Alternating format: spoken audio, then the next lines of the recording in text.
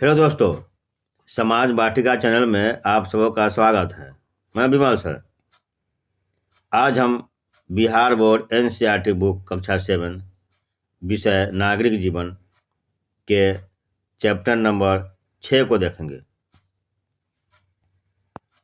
यह है chapter number 6, जिसमें हमें पढ़ना है संचार माध्यमों को समझना।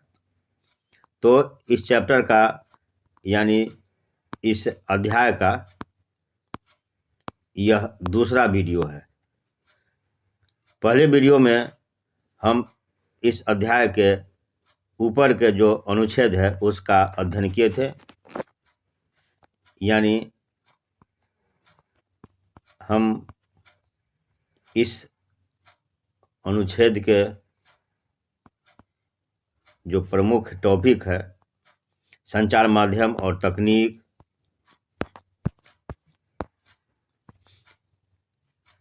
संचार माध्यम और तकनीक, संचार माध्यम और धन, तो इन सब के बारे में हम लोग अध्ययन कर चुके हैं। आज हम इस वीडियो में देखेंगे संचार माध्यम और लोकतंत्र।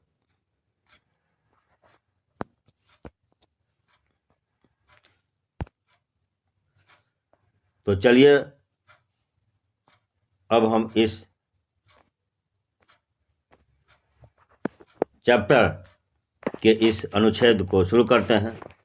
संचार माध्यम और लोकतंत्र। लोकतंत्र में देश और संसार के बारे में समाचार देने और उनमें होने वाली घटनाओं पर चर्चा करने में संचार माध्यमों की भूमिका अत्यंत महत्वपूर्ण है। उदाहरण के लिए संचार माध्यमों से नागरिक जान सकते हैं कि सरकार किस प्रकार काम कर रही है। यदि लोग चाहें तो इन समाचारों के आधार पर कार्रवाई भी कर सकते हैं। ऐसा वे संबंधित मंत्री को पत्र लिखकर, सार्वजनिक विरोध आयोजित करके, हस्ताक्षर अभियान आदि चलाकर सरकार से पुनः उसके कार्यक्रमों पर विचार करने की आग्रह कर सकते हैं। जानकारी देने के संबंध में संचार माध्यम की महत्वपूर्ण भूमिका को देखते हुए यह आवश्यक है कि जानकारी संतुलित होनी चाहिए।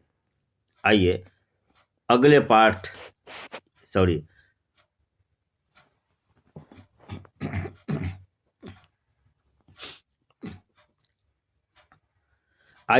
पृष्ठ पर दिए गए एक ही समाचार के दो भिन्न रूपों को पढ़कर समझें कि संतुलित समाचार माध्यम का क्या तात्पर्य। यहाँ दो समाचार पत्र के रिपोर्ट है। एक है न्यूज ऑफ इंडिया की रिपोर्ट, दूसरा इंडिया डेली की रिपोर्ट। तो सबसे पहले न्यूज ऑफ इंडिया की रिपोर्ट को देखते हैं।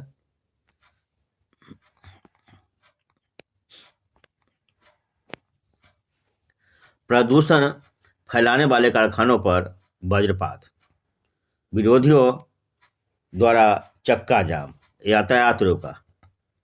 राधिका मलिक INN। कारखानों के मालिकों और मजदूरों के हिंसात्मक विरोध ने आज शहर की गतिविधियों को रोक कर रख दिया है। सड़कों पर वाहनों के विशाल जाम लगने के कारण लोग समय से अपने काम पर नहीं पहुंच सके। कारखाना मालिक और मजदूर सरकार के प्रदूषण फैलाने वाली इकाइयों को बंद करने के निर्णय का विरोध कर रहे हैं। यद्यपि सरकार ने यह निर्णय कुछ जल्दीबाजी में लिया है, परंतु विरोधियों को काफी समय से यह पता था कि उनकी इकाइयां गैरकानूनी हैं। इन इकाइयों के बंद होने से शहर में प्रदूषण का स्तर काफी कम हो जाएगा। शहर के गणमान्य नागरिक श्री जैन ने कहा, हमारा शहर भारत के नए व्यवसायिक केंद्र के रूप में स्थापित होता जा रहा है। इसके साथ साथ यह भी आवश्यक है कि शहर साफ और हरा भरा रहे। प्रदूषण फैलाने वाले कारखानों को हटाया जाना चाहिए। विरोध करने के स्थान पर कारखानों के मालिकों और कामगारों को पुनर्स्थापन का प्रस्ताव स्वीकार कर लेना चाहिए। तो यह पहला रिपोर्ट। दूसरा है डेली न्यूज का, कारखानों के बंद होने से घोर अशांति। डेली न्यूज सर्विस, शहर के आवासीय क्षेत्र में 1 लाख कारखानों का बंद होना एक गंभीर समस्या के रूप में ले सकता है। सोमवार को हजारों कारखाना मालिक और कामगार कारखाना बंदी पर अपना कड़ा विरोध जताने के लिए सड़कों पर उतर आए। उन्होंने कहा कि इससे उनकी रोजी रोटी छिन जाएगी। उनका कहना है कि गलती नगर निगम की है, क्योंकि वह आवासीय क्षेत्रों में लगातार नए कारखाने लगाने के लाइसेंस देता रहा है। उन्होंने यह भी कहा है कि उनके पुनर्स्थापन के लिए पर्याप्त प्रयत्न नहीं किए गए हैं। कारखानों के मालिक व मजदूरों ने कारखाने बंद करवाने के विरोध में शहर में 1 दिन का बंद प्रस्तावित किया है। एक कारखाने के मालिक श्री शर्मा ने कहा, सरकार कहती है कि उसने हमारे पुनर्स्थापन के लिए बहुत कार्य किया है, लेकिन जिस प्रकार के क्षेत्र वह हमें दे रही है वहाँ किसी प्रकार की सुविधाएं नहीं है और पिछले 5 वर्षों में वहाँ कोई कार्य नहीं हुआ है।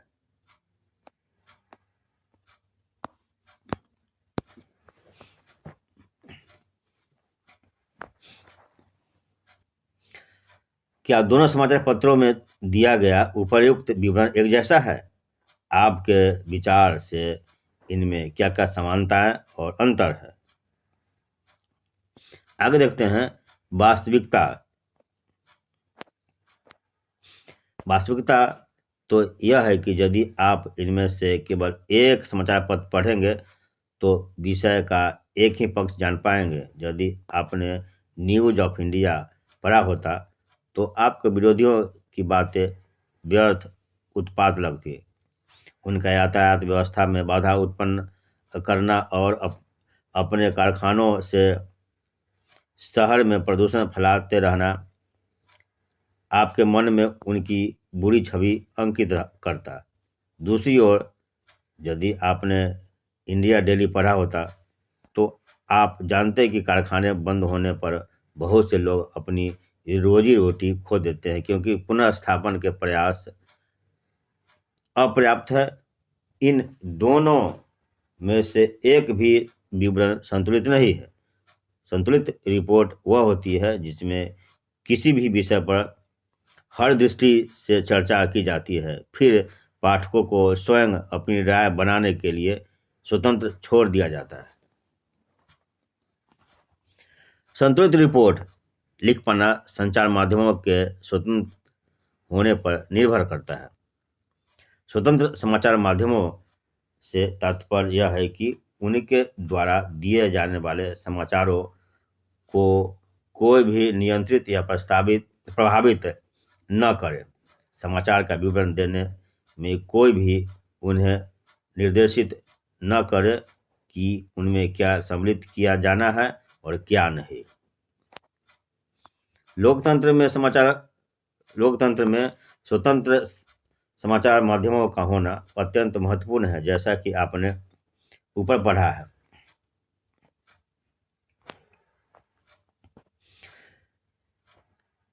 संचार माध्यमों द्वारा प्रदान की गई जानकारी के आधार पर ही हम नागरिकों के रूप में कार्रवाई करते हैं। इसलिए यह आवश्यक है कि यह जानकारी विश्वसनीय और तटस्थ हो। तथ्य तो यह है कि संचार माध्यम स्वतंत्र नहीं है। इसके मुख्यतः 2 कारण। पहला कारण है सरकार का उन पर नियंत्रण। जब सरकार समाचार के किसी अंश, फिल्म के किसी दृश्य या गीत की किसी अभिव्यक्ति को जन समुदाय तक पहुंचाने से प्रतिबंधित करती है तो इसे सेंसरशिप कहा जाता है। सेंसरशिप। भारत के इतिहास में ऐसे समय भी आए हैं जब सरकार ने संचार माध्यमों के ऊपर सेंसर लगाया है। सेंसरशिप मतलब पाबंदी, प्रतिबंध लगाना। इसमें सबसे बुरा समय 1975-77 तक आपातकाल का था। यद्यपि सरकार फिल्मों पर तो निरंतर सेंसर रखती है, लेकिन वह संचार माध्यमों से दिखाए गए समाचार पत्रों में पूरी तरह ऐसा नहीं करती। सरकार द्वारा सेंसरशिप न होने पर भी आजकल अधिकांश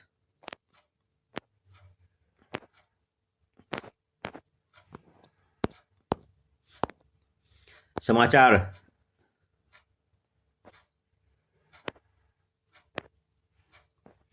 समाचार पत्र संतुलित विवरण देने में असफल होते हैं। इसके कारण बहुत जटिल है। संचार माध्यमों के विषय में शोध करने वाले लोगों का कहना है कि ऐसा इसलिए है क्योंकि संचार माध्यमों पर व्यापारिक प्रतिष्ठानों का नियंत्रण है।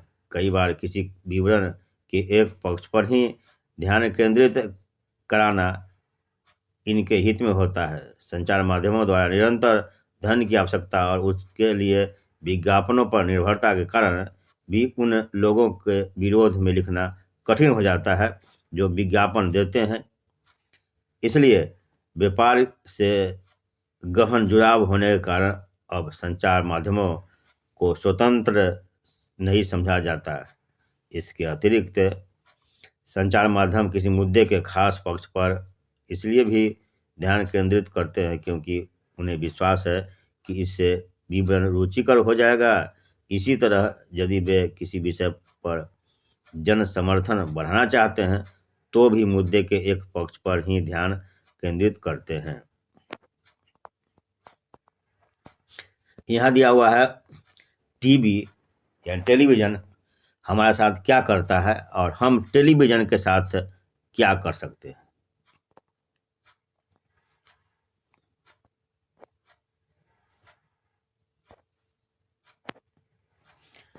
बहुत से घरों में अधिकांश समय टीवी चलता ही रहता है। हमारे चारों ओर की दुनिया के बारे में हमारे बहुत से विचार हैं। जो कुछ हम टीवी पर देखते हैं उसी से बनते हैं। यह दुनिया को देखने वाली एक खिड़की की तरह है। आपके विचार में यह हमें कैसे प्रभावित करता है? टीवी में अनेक प्रकार के कार्यक्रम है। सास भी कभी बहू थी जैसे पारिवारिक धारावाहिक, खेल कार्यक्रम जैसे कौन बनेगा करोड़पति, वास्तविक जीवन को दर्शाने वाले कार्यक्रम जैसे बिग बॉस, समाचार, खेल और कार्टून आदि। हर कार्यक्रम के पहले, बीच में और अंत में विज्ञापन होते हैं क्योंकि टीवी का समय बहुत महंगा होता है। इसलिए केवल वे ही कार्यक्रम दिखाए जाते हैं जो अधिकतम दर्शकों को आकर्षित कर सके। आपके विचार से कौन सा कार्यक्रम हो सकता है? उन चीज़ों के बारे में सोचिए जो टीवी में दिखाई जाती है या नहीं दिखाई जाती है। टीवी हमें अमीरों के जीवन के बारे में अधिक दिखाता है और गरीबों के क्या। हमें यह सोचने की ज़रूरत है कि टीवी का हम पर क्या प्रभाव पड़ता है। यह दुनिया के बारे में हमारे दृष्टिकोण, हमारे विश्वासों, हमारे रुख और मूल्यों को कैसे बनाता है। हमें यह समझने की ज़रूरत है कि यह हमें संसार का अधूरा दृश्य ही दिखाता है। अपनी पसंद के कार्यक्रमों का आनंद लेते हुए भी हमें यह नहीं भूलना चाहिए कि टीवी के पर्दे से हटकर भी एक उत्सुकता भरा बड़ा संसार है। दुनिया में ऐसा बहुत कुछ हो रहा है जिसकी ओर टीवी ध्यान नहीं देता है। फिल्म स्टारों, सुप्रसिद्ध व्यक्तियों व धनाढ़ जीवन शैलियों से परे भी ऐसा संसार है जहां हम सबको पहुंचना चाहिए और विभिन्न प्रकार से अपनी प्रतिक्रिया व्यक्त करनी चाहिए। हमें ऐसा सजग दर्शक बनना चाहिए जो कार्यक्रमों का आनंद भी ले और देखे गए और सुने गए प्रसंगों प्रश्न भी उठाएं।